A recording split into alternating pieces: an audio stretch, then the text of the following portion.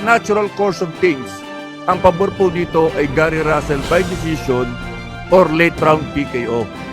Yun ang tingin ng marami. In fact, there are people who are saying na parang hindi pa hinog si Mark Magsayo.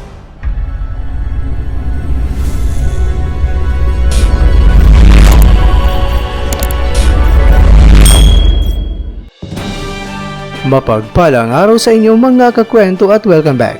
Mga kakwento, ngayon ay ating alamin at sabay-sabay tayong matuto dahil iba talaga kung nagmula ang mga pahayag na isa sa mga batikang professional boxing analyst sa ating bansa. At yan ay si Attorney Ed Tolentino. Mga kakwento, nagbigay siya ng prediksyon kung ano nga ba ang kahinatnan sa paparating na laban ng ating WBC Featherweight Mandatory Challenger na si Mark Magnifico Magsayo kontra sa kampiyon na si Gary Allen Russell Jr. Mga kakwento, sinabi ni Attorney Ed na base sa pahayag ni Russell, maganda daw ang kahinatnan ng paparating na laban niya dahil nakita niya kung ano ang kahinaan daw ni Mark Magsayo. Kung sumuntok daw itong si Magsayo ay wide open, kaya madali daw niya itong papaulanan ng mga suntok. At dahil sa laban nila ni Magsayo at ni Julio Cea, may nakita pa daw itong si Russell na butas dito, kaya dapat daw na i-improve ito ni Magsayo. Mga kakwento, sa palagay ni Attorney Ed, ang nakita daw na kahinaan ni Russell kay Magsayo ay ang kanyang stamina at medyo mahina daw sa katawan dahil ito daw ang binomba pa ni Cea na mas lalo pang na-expose si Magsayo kung saan daw ang kanyang kahinaan.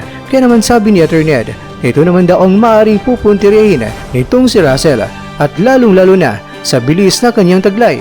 Siguradong papaulanan niya talaga itong si Magsayo ng mga suntok. Kaya naman ang sabi ni Attorney Ed, sana daw ay na-address na ang problemang ito ni Mark Magsayo together with Coach Fred Roach. Ang may papayo daw ni Attorney Ed kay Magsayo, sana daw itong si Magsayo ay hindi daw bara-bara, lalong-lalo na sa kanyang pagpasok para umatake dahil napakabilis po itong si Russell na sumundot ng suntok.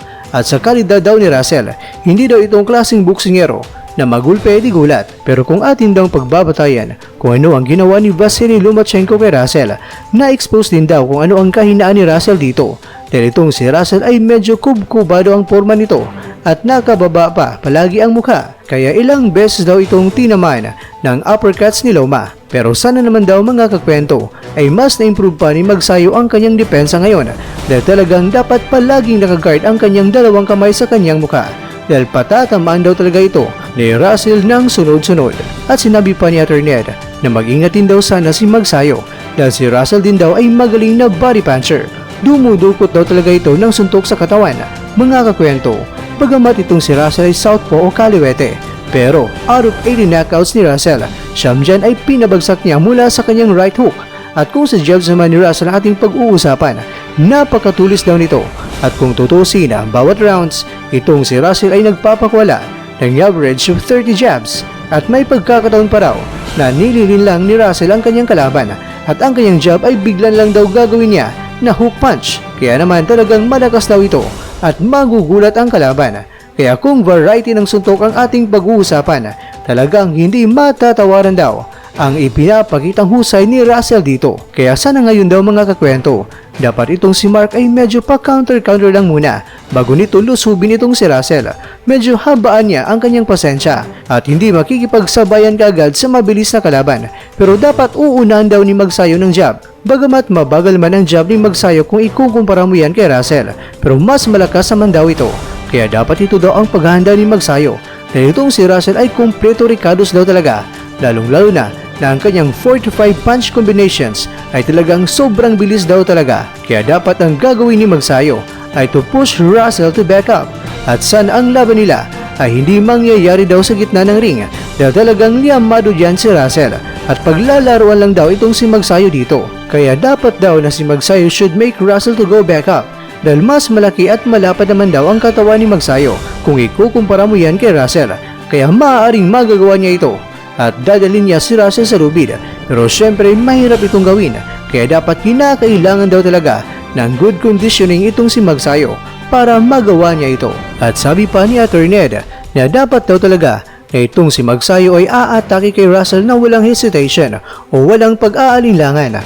Dapat bitaw lang ng bitaw ng mga suntok, lalong-lalo na ang right hand ni Magsayo. At kung magagawa daw ni Magsayo na madala niya itong si Russell sa lubid para lang daw na inilagay ni Magsayo itong si Russell sa drum at mahihirapan itong makagalaw.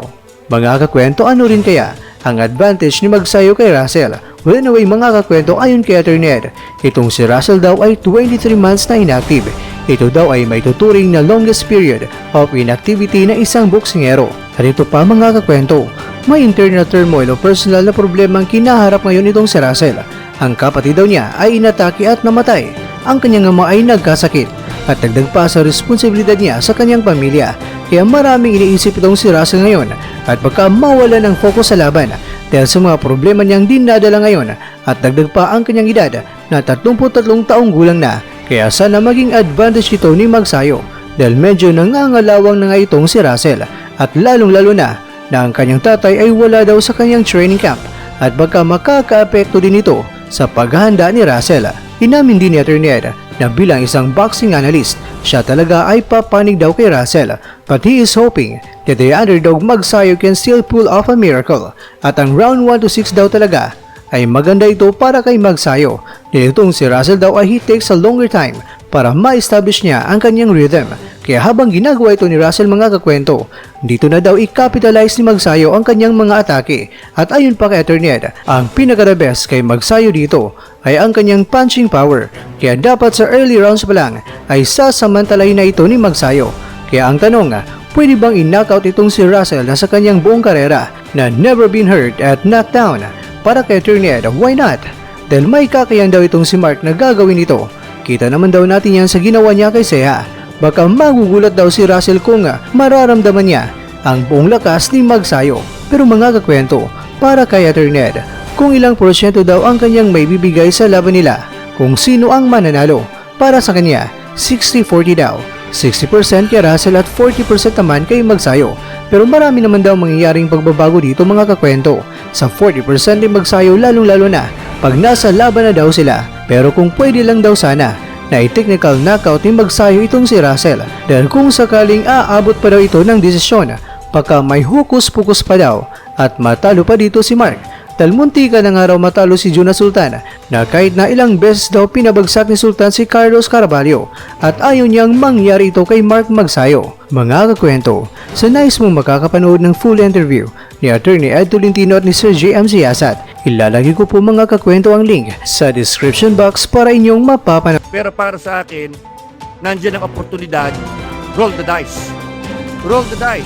If you want to be a champion, then go.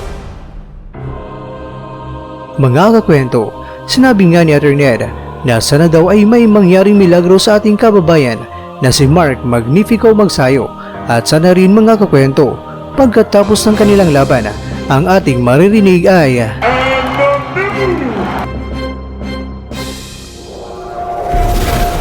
at dyan, nagtatapos ang ating kwento. Maraming salamat mga kakwento sa inyong panonood. Bueno mga kakwento, baka naman na hindi mo pa nagawa ito ay gawin mo na. Please subscribe to Kwentong Di Pa Na Kwento. Alright. Like, share, and subscribe.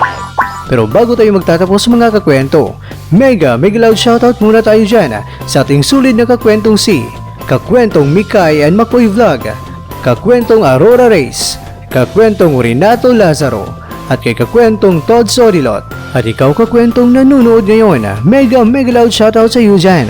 Bueno, hanggang dito lang po muna ang ating kwentuhan.